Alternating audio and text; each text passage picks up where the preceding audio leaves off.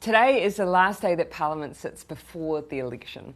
It's been a very busy 3 years here in the Beehive and we've achieved a lot, but I know for some it can be a bit boring to talk about the work that goes on here, and lots of the legislation that passes doesn't always get noticed. Today I wanted to mark the last sitting day of this term by highlighting some of the key pieces of legislation we've got over the line during our time in government. More importantly, what they mean for New Zealanders. One of the first things we did way back in 2017 was to stop overseas speculators buying houses in New Zealand to make it easier for Kiwis to get into their first home. We also put an end to national state house sell-off, banned unfair letting fees and passed our Healthy Homes Guarantee because everyone deserves a warm and dry place to call home.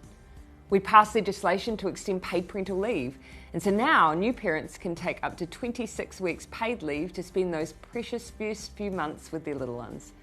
We launched the Families Package, which included a boost for working for families and the Best Start payment, putting more money into the pockets of Kiwi families.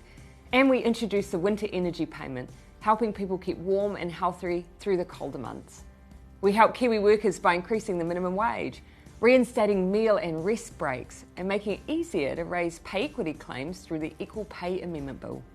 We also restarted contributions to the New Zealand Super Fund to safeguard our country's superannuation. One of the things I'm most proud of is our child poverty reduction legislation, which we introduced in 2018. Through this, we've made a historic commitment to reduce child poverty in New Zealand and hold future governments to account to make sure every child can get the best start in life. Our wellbeing budget, also delivered in 2018, set a new course for New Zealand. Now, our country's progress is measured not just on traditional economic measures like GDP, but also on the health and wellbeing of our people and our environment. In the environment space, we banned single-use plastic bags, stopped issuing new offshore oil and gas exploration permits, reformed the emissions trading scheme and passed the landmark Zero Carbon Act, all to help us lower our carbon footprint, meet our climate targets and look after our precious natural environment.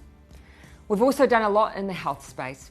We made doctors' visits cheaper for more than 500,000 people, banned smoking in cars with kids and started rolling out a new universal mental health service to make it as easy as possible for everyone to get the care they need as part of our work to take mental health seriously.